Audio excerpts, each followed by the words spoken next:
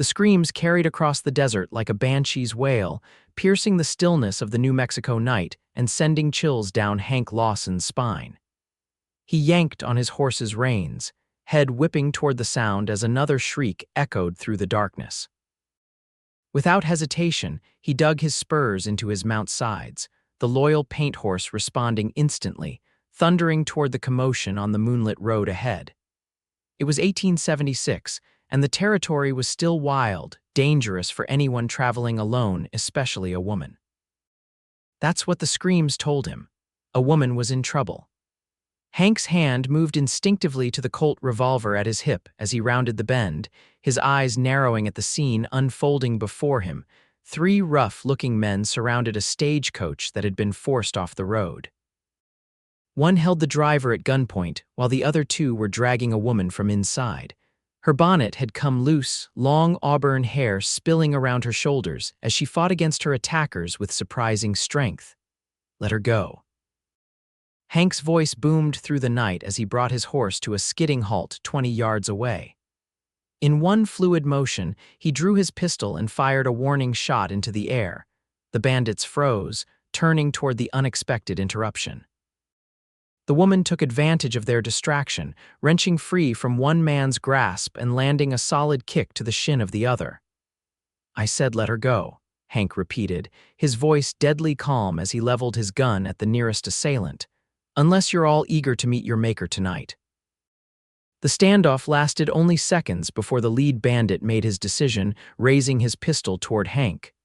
But Hank was faster. His shot caught the man's arm, causing him to drop his weapon with a howl of pain. The other 2 quickly reassessed their odds. "This ain't worth dying over," one muttered, backing toward their horses. "We'll remember your face, cowboy," the injured leader snarled as they mounted up. "And I'll remember yours," Hank replied coldly. "Now ride out before I decide jail's too good for you." The trio spurred their horses, disappearing into the darkness. Only when their hoofbeats faded did Hank holster his weapon and approach the woman who stood shaking beside the stagecoach. "Are you hurt, madam?" he asked, tipping his hat respectfully. Under the silver moonlight, he could see she was young, perhaps mid-20s, with fine features and intelligent green eyes that, despite her ordeal, held more indignation than fear.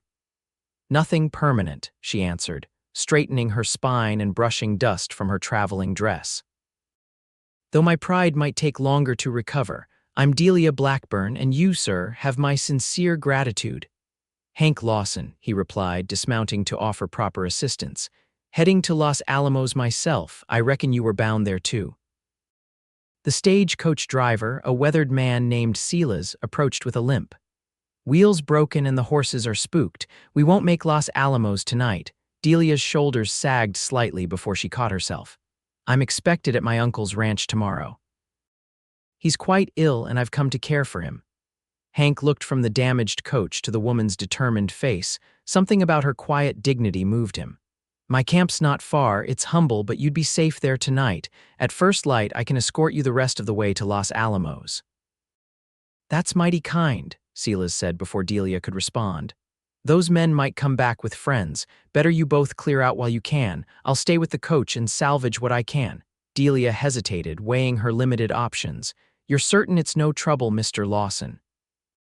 "No trouble at all, Miss Blackburn," he said, offering his hand to help her onto his horse. "And out here, it's just Hank."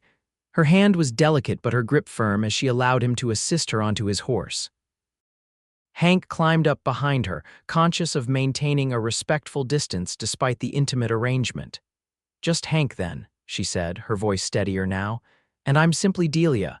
It seems formality loses its importance when one's life has been saved." Hank nodded to Silas, who was already setting up his own camp beside the disabled coach. Then he guided his horse away from the road, toward the sheltered area where he'd planned to spend the night. Despite everything, he couldn't help noticing the light floral scent of Delia's hair as the desert breeze carried it to him. His camp was modest but well organized. A small fire pit, his bedroll, and saddlebags containing provisions. He helped Delia dismount, acutely aware of her exhaustion as she leaned briefly against him. "You've been traveling long," he asked, busying himself with rekindling the fire to give her space. 3 days from Denver, she replied, lowering herself onto a flat rock near the growing flames. My Uncle Edgar is my only remaining family. His letter said he hasn't much time left. Hank nodded solemnly. Los Alamos is a good town, small, but the doctor there knows his business. And you, Hank, what brings you to these parts? She asked, accepting the canteen he offered. Work, he answered simply. I was a Texas Ranger for years, but now I take jobs where they're needed. Marshall in Los Alamos sent word they've been having trouble with cattle rustlers. The fire cast golden light across Delia's features as she studied him. A lawman, then. That explains your timely rescue. Former lawman, he corrected. Now just a hired gun with principles. She smiled for the first time since they'd met. Well, I'm grateful those principles included helping a stranger. They fell into companionable silence as Hank prepared a simple meal of beans and jerky. He apologized for the plain fare, but Delia accepted it gratefully. I was raised on a farm in Colorado, she said between bites. I'm no stranger to simple living. What did you do there? Hank asked, finding himself genuinely curious about this composed woman who'd shown such courage under threat. I taught at the local school, she replied. Reading, writing, arithmetic to children aged 6 to 16, it was challenging but rewarding. A schoolteacher, Hank nodded thoughtfully. That's honorable work, says the man who enforces the law, she countered with a slight smile. We each serve in our own way, I suppose. As the night deepened around them, Hank offered Delia his bedroll while he kept watch. Though she protested, exhaustion soon won out, and she fell asleep beside the fire. Hank studied her peaceful face in the dying firelight, feeling an unfamiliar protectiveness stir within him. Dawn broke with the distinctive soft glow of the desert morning. Hank, who had dozed intermittently while keeping vigilant, woke fully to find Delia already up, her hair neatly pinned back beneath her repaired bonnet. She had managed to brush most of the dust from her traveling dress and was attempting to make herself presentable. You've been up long. He asked, rising to check on his horse. Old habits, she explained. When you teach children, you learn to rise before the sun. They broke camp efficiently, sharing a breakfast of hardtack and dried fruit before mounting up. Los Alamos was still several hours away, and Hank was conscious of both the warmth of Delia seated before him and the weight of responsibility her safety represented. The journey proved uneventful but not silent. Something about the vast openness of the landscape seemed to invite conversation, and Hank found himself talking more than he had in months. How long have you been on your own? Delia asked as they crossed a shallow stream bed. Since I was 17, he answered. Father died in the war, mother of fever the year after. Been making my way ever since. No wife waiting somewhere? The question seemed to surprise her as much as him, and she quickly added, Forgive me, that was forward. Hank gave a slight chuckle. No offense taken, and no wife. My line of work doesn't lend itself to settling down. Yet you have principles, she observed. Not all men in your profession can claim the same. Had a good mentor, Hank explained. Captain who recruited me to the Rangers, he said a man without a code is just a weapon waiting to be misused. They crested a hill, and below them, Los Alamos spread out a modest collection of buildings surrounded by scattered ranches and farms. The town had grown since Hank had last passed through, prosperity evident in the new church steeple and expanded general store. It's larger than I expected, Delia remarked. Railroads coming through soon, Hank explained. Towns growing in anticipation. They rode down into Los Alamos, drawing curious glances from locals not accustomed to seeing a man and woman sharing a horse. Hank guided them directly to a whitewashed building with a hand-painted sign. Dr. Abernathy, physician and surgeon. Your uncle's likely under the doc's care, Hank explained, helping Delia dismount. Best place to start, doctor. Abernathy, a balding man with spectacles and a perpetually worried expression, recognized the name Blackburn immediately. Edgar's been asking for you, Miss Blackburn, he said, leading them back outside. His ranch is 3 miles north. I'd take you myself, but I'm expecting a berth any moment at the Miller place. I'll see her there, Hank offered, surprising himself. He had business with the marshal, but something made him reluctant to part from Delia just yet. Gratitude shone in her eyes. "You've done so much already, it's on my way," he said, though it wasn't entirely true. They rode out again, following the doctor's directions to White Rock Ranch, a modest spread nestled against rocky hills. As they approached, Delia grew quieter, her body tense against his. "He must be very ill for you to come all this way," Hank observed gently. "He raised me after my parents died in a fire when I was 10, she explained. "Sent me to school, made sure I had opportunities. Everything I am, I owe to Uncle Edgar." The ranch house came into view, a solid structure of stone and timber with a wide porch. An older Mexican woman emerged at the sound of hoofbeats, her face lighting with recognition. "Miss Delia, gracias a Dios, you've arrived," she hurried down the steps. "I am Senora Morales. I've been caring for your uncle." Hank helped Delia down for what he knew would be the last time. He found himself reluctant to release her hand. "Thank you, Hank," she said softly. "I can't imagine what might have happened if you hadn't come along that road last night." "Just happened to be in the right place," he replied, suddenly awkward. "I should report to the marshal now." She nodded, understanding the unspoken farewell. "Of course, I hope our paths cross again, Mr. Lawson. Count on it, Miss Blackburn." He tipped his hat, then turned his horse toward town, feeling her eyes on his back as he rode away. Marshal Jenkins was a hard-faced man in his 50s who'd sent for Hank specifically because of his reputation for honesty and tracking skills.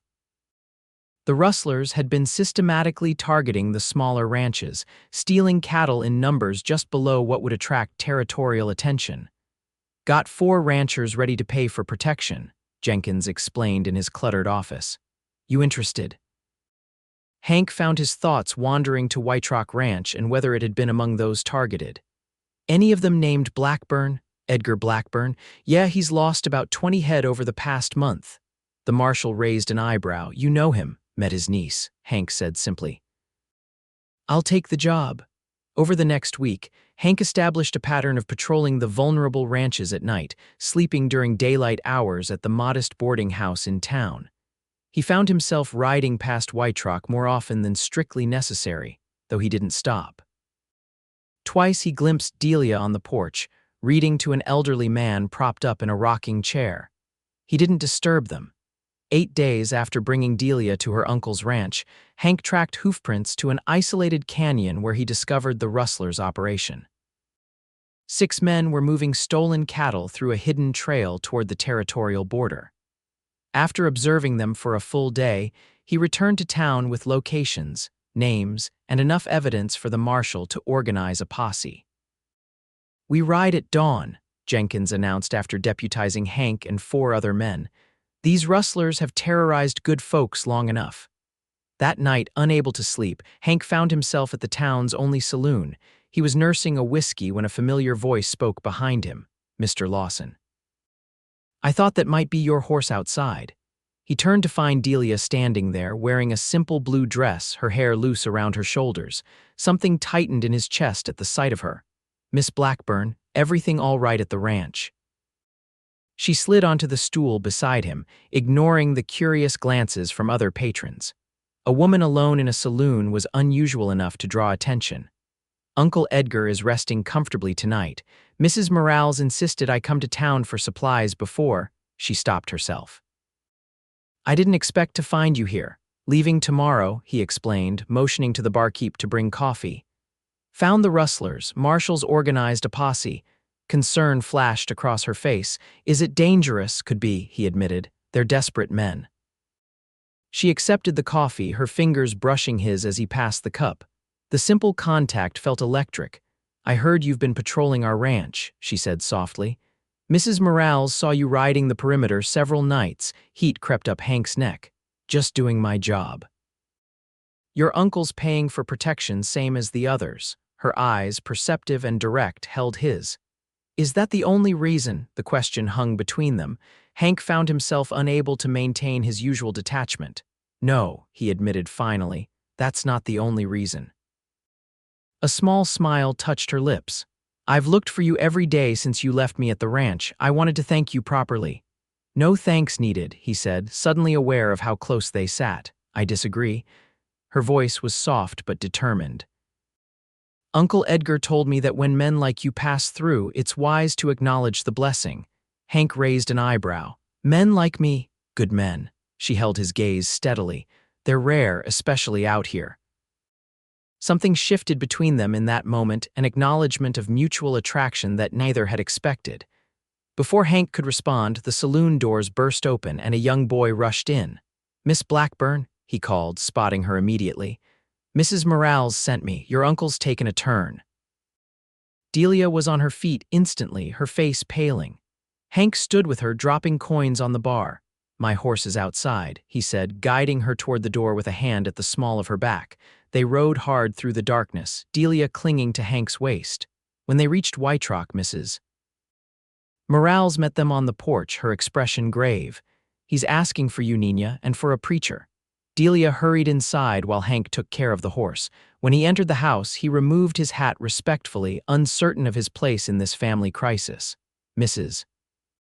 Morales led him to the small parlor where he could wait. Hours passed. Occasionally, he heard murmured voices from the bedroom down the hall. Just before midnight, the local preacher arrived, summoned by Mrs. Morales. He spent 30 minutes with Edgar before emerging with a solemn nod to Hank. "The Lord will welcome him soon," the preacher said quietly. "He's made his peace." After the preacher left, Hank remained, unable to leave Delia alone at such a time. Near dawn, she finally appeared in the parlor doorway, her face drawn with exhaustion and grief.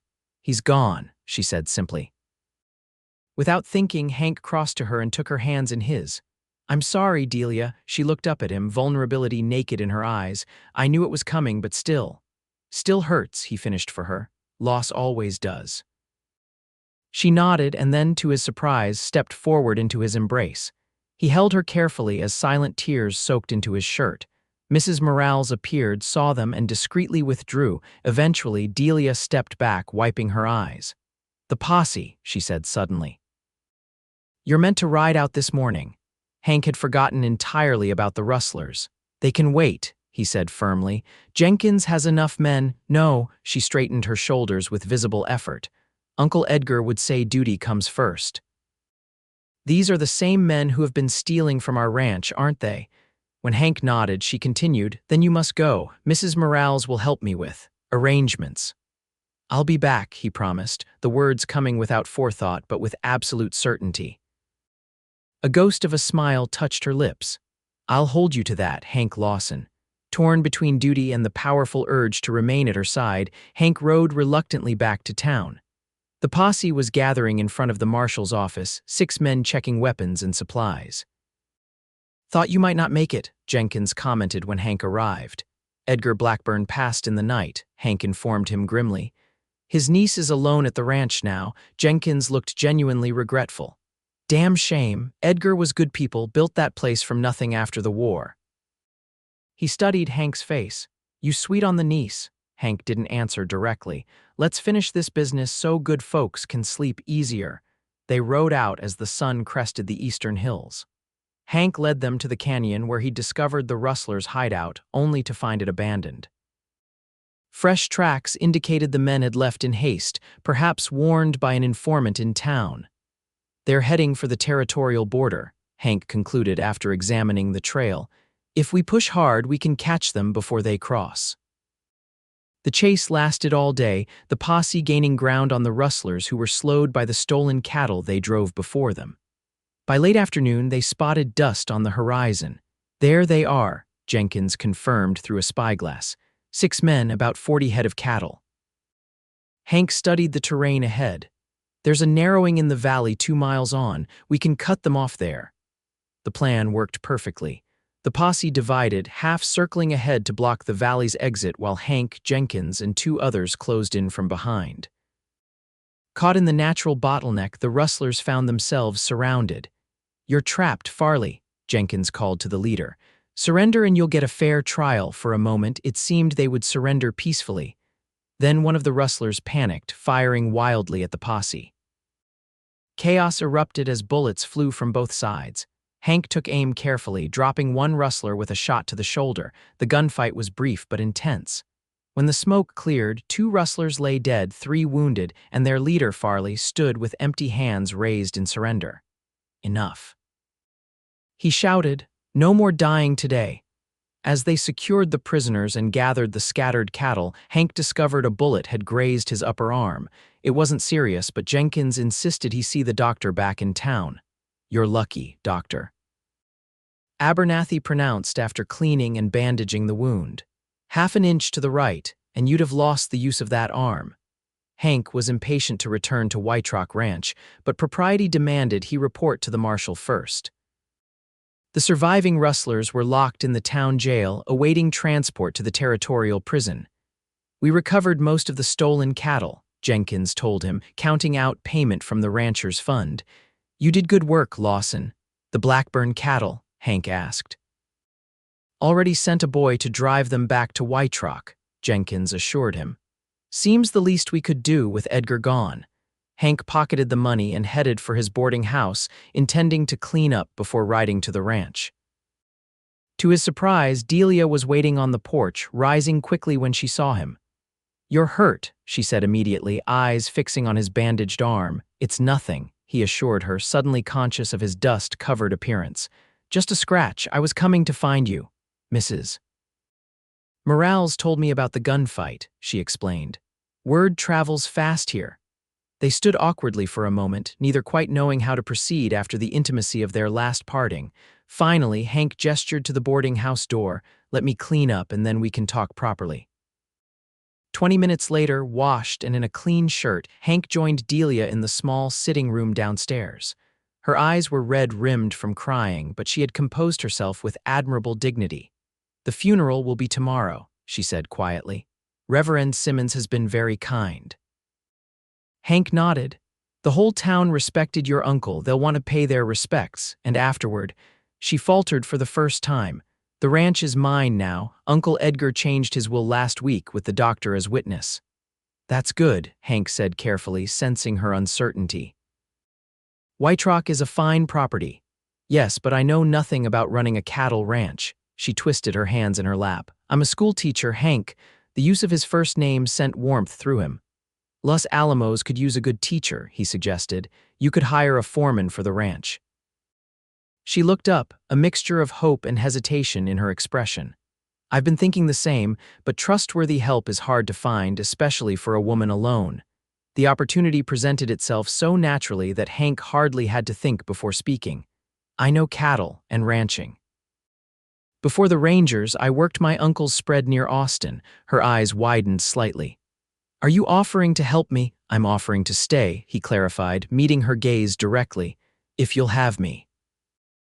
The simple declaration hung between them, its implications extending far beyond a business arrangement. Delia studied his face, searching for something certainty, perhaps, or sincerity. "The marshal mentioned you rarely stay in one place long," she said cautiously. "Never had reason to," Hank admitted, "but reasons can change." A smile slowly transformed her face, bringing light back to eyes that had been shadowed with grief. "Yes," she said simply, "I would like you to stay." Edgar Blackburn's funeral the next day was well attended, the small cemetery filled with townsfolk and neighboring ranchers. Delia stood strong throughout the service, accepting condolences with quiet grace. Hank remained at her side, his presence a silent support that did not go unnoticed by the observant community. Mrs. Morales had prepared a small reception at White Rock afterward, where several ranchers approached Hank privately. "Here you're staying on to help Miss Blackburn," said Fletcher, whose ranch bordered White Rock to the east. "Good decision. Edgar would approve." "I'm just helping out until she decides what to do with the place," Hank responded, though they both knew it wasn't that simple. Fletcher nodded knowingly. "She'll need someone watching her back. Not everyone's happy about a woman owning prime grazing land." The warning was subtle but clear. Hank filed it away, his protective instincts already alert. As guests departed, Delia joined Hank on the porch, watching the last wagon disappear down the road. The setting sun cast long shadows across the ranch yard, painting the adobe buildings in warm gold. "Thank you," she said softly, "for being here today." "Nowhere else I'd be," he replied honestly. She turned to face him fully. I've been thinking about what happens next. The town needs a teacher, as you said. Children here are learning from whoever can spare the time. You'd be good for them, Hank agreed. And the ranch, I want to keep it, she said firmly. It's my heritage now. Uncle Edgar built this place from nothing after losing everything in the war. I can't simply sell it. Then we'll make it work, Hank promised. Starting tomorrow, you can show me everything he taught you about the operation. Her smile was tinged with sadness. That won't take long, I'm afraid. He tried to protect me from the harsher realities of ranch life. That night, Hank slept in the small bunkhouse, respecting propriety despite the growing connection between them. At dawn, he was already up, assessing the ranch's needs with a practiced eye. The buildings were solid but needed maintenance. The corral required reinforcement, and the cattle, about 60 head remaining after the rustlers' depredations, were scattered across the grazing lands. Delia joined him as he repaired a section of fence, her hair braided simply, wearing a practical riding skirt and boots. I want to learn, she announced without preamble.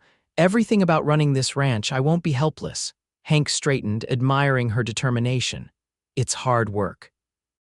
Not what you're used to. I'm stronger than I look, she countered, and quick to learn. Uncle Edgar always said so. True to her word, Delia threw herself into ranch work with surprising vigor.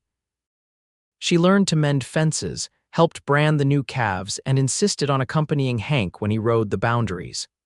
Within weeks, her fair skin had tanned and her hands grew calloused, but her enthusiasm never dimmed. For his part, Hank found himself increasingly drawn to this woman who combined Eastern refinement with frontier grit. They settled into a comfortable routine, working side by side during daylight hours, then sharing evening meals where Delia would often read aloud from one of her books. A month after Edgar's funeral, Delia approached the town council about establishing a proper school. With characteristic determination, she persuaded them to convert an abandoned storefront, agreeing to teach 3 days a week while managing the ranch the remaining time. You're taking on too much, Hank cautioned as they rode back to White Rock after securing the council's approval. Perhaps, she admitted, but both are important to me. Their partnership flourished through the summer months. Hank hired 2 reliable cowhands to help with the heavier work, and the ranch began to prosper again. The school opened in August with 12 students enrolled, their ages ranging from 6 to 16, much like the school Delia had left in Colorado. Through it all, something deeper grew between them, unacknowledged but undeniable.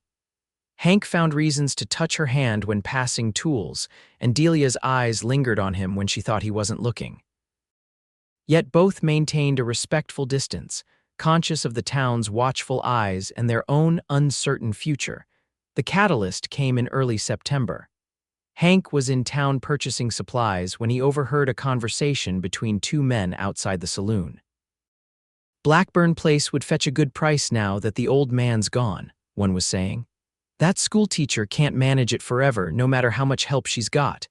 Heard Donnelly's made her an offer already, the other replied. She turned him down flat, stubborn woman. Might need more persuading, the first man suggested with a chuckle that raised Hank's hackles. Ranching's dangerous work. Accidents happen. Hank stepped around the corner, his hand resting casually on his holster. Gentlemen, he said quietly. Couldn't help overhearing your concern for Miss Blackburn's welfare. The men straightened, recognizing him immediately. Hank's reputation had only grown since the capture of the rustlers. Just talking, Lawson, the taller one said nervously. No harm meant. Good to hear, Hank replied, his voice deceptively mild.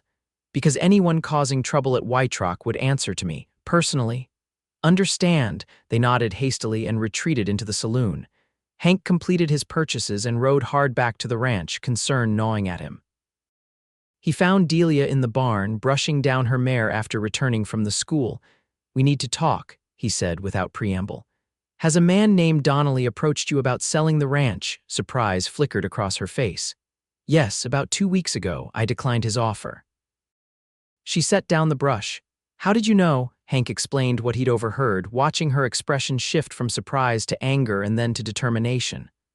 I won't be intimidated, she declared. This is my home now, I know, he said, moving closer, but we should be careful. Some men don't take rejection well, especially from a woman. She looked up at him, suddenly aware of how close they stood in the shadowed barn. We, she echoed softly, the moment stretched between them, heavy with possibilities. Hank reached out, gently tucking a stray strand of hair behind her ear. Yes, we, he confirmed. If you'll have me, Delia, not just as your foreman or protector, but as what, Hank, she prompted when he hesitated. He took a breath, committing to words what his heart had known for weeks. As your partner, in everything, I'm not a man for pretty speeches, but I know what I feel for you is something I've never felt before. Delia's eyes shimmered with emotion. I've been waiting for you to say that, she admitted. Ever since that night you held me after Uncle Edgar died. I'm not wealthy, Hank warned. I've got some savings, but nothing like. She silenced him by rising on tiptoes and pressing her lips gently to his. The kiss was brief but held the promise of deeper passion. I don't need wealth, she said when she pulled away. I need you, Hank Lawson. Your strength, your honesty, your heart. He drew her close again, kissing her properly this time, his arms encircling her waist as hers wound around his neck. When they finally separated, both breathless, Hank rested his forehead against hers. I love you, he said simply. Have since that night on the road. Her smile was radiant. And I love you, my cowboy rescuer. They were married 2 weeks later in the newly completed church with half the town in attendance. Marshal Jenkins stood as Hank's best man, while Mrs. Morales, weeping happily, attended Delia. The school closed for 2 days in celebration, and neighboring ranchers contributed food and music for the festivities that followed. Donnelly and his associates never acted on their veiled threats. Whether deterred by Hank's warning or by the community's obvious support for the newlyweds, they eventually sold their interests and moved further west. That winter was the happiest of Hank's life. The small ranch house became a true home, warmed by Delia's presence and their growing love. She continued teaching, now 2 days a week, while together they built White Rock into one of the most respected small ranches in the territory. Spring brought news that filled them both with nervous joy. Delia was expecting a child. The doctor confirmed it would arrive in late October, just over a year after they had met on that fateful night. Are you happy? She asked one evening as they sat on the porch, watching the sunset paint the distant mountains. Hank covered her hand with his thumb brushing over the simple gold band he'd placed there. Happier than I ever thought possible, he answered truthfully. When I heard your screams that night, I was just doing what any decent man would, never imagined it would lead me home. She leaned against his shoulder. It's strange to think how different life would be if you hadn't been on that road. Some things are meant to be, he said, surprising himself with the sentiment. I'd have found you somehow. As summer heat gave way to autumn coolness, Delia's condition became more pronounced. She reluctantly relinquished her teaching duties temporarily, focusing on preparing for the baby. Hank found himself both excited and terrified at the prospect of fatherhood, having never imagined himself in such a role. October arrived with its golden light and crisp mornings. The ranch was prospering, with a good summer behind them and preparations for winter well underway. Hank hired an additional hand to ensure Delia wouldn't need to exert herself with ranch work. On the evening of October 15th, Delia went into labor. Hank sent a ranch hand galloping for Dr. Abernathy while Mrs. Morales, who had stayed on as their housekeeper, prepared the bedroom with practiced efficiency. The next hours were the longest of Hank's life. Banished from the bedroom by Mrs. Morales, he paced the porch, flinching at each cry that escaped from the house. The doctor arrived promptly but offered little reassurance beyond. These things take time, Mr. Lawson. Night fell, and still, the ordeal continued. Hank found himself doing something he hadn't done since childhood, praying. He begged whatever power might be listening to protect Delia and their child, promising anything in exchange for their safety. Just before dawn, a new cry pierced the air, the unmistakable wail of a newborn. Hank froze mid-pace, his heart hammering against his ribs. Minutes later, the bedroom door opened, and Dr. Abernathy emerged, looking tired but pleased. Congratulations, Mr. Lawson, he said warmly. You have a son, a strong one by the sound of him, and your wife is doing fine. Relief made Hank's knees weak. "Thank God," he whispered. "Can I see them?" Mrs. Morales appeared behind the doctor, her usually stern face softened with joy.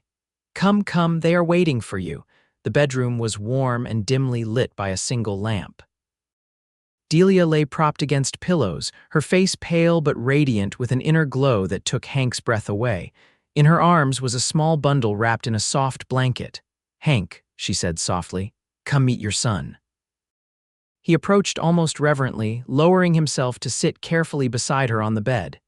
She tilted the bundle so he could see the tiny red face, eyes closed, wisps of dark hair matted to his head. "He's perfect," Hank managed, his voice thick with emotion. "Would you like to hold him?" Delia offered, with hands that had wielded guns and broken wild horses. Hank gently took his son, marveling at how something so small could feel so significant.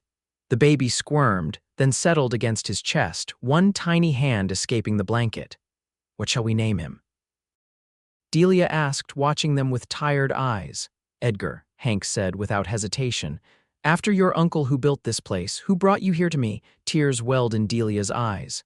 "Edgar Henry Lawson," she suggested, "after both men who shaped my life." As dawn light filtered through the curtains, casting a golden glow over his new family, Hank felt a completeness he had never known possible. From the moment he heard those screams on the darkened road to this peaceful morning with his wife and son, his life had transformed entirely. "I love you," he told Delia, carefully returning their son to her arms. "Both of you more than I have words for." She smiled up at him, exhausted but content. "Then show us Cowboy every day for the rest of our lives." "That," he promised, sealing the vow with a gentle kiss, "is exactly what I plan to do." Young Edgar grew strong and healthy, the pride of his parents and the delight of the entire ranch. Delia returned to teaching when he was 6 months old, now bringing him with her to the schoolhouse where the older children would take turns holding him during lessons. Hank expanded Whitrock's operations, purchasing adjacent land when old Fletcher decided to retire. Their cattle herd doubled, then tripled, making the ranch one of the most successful in the region.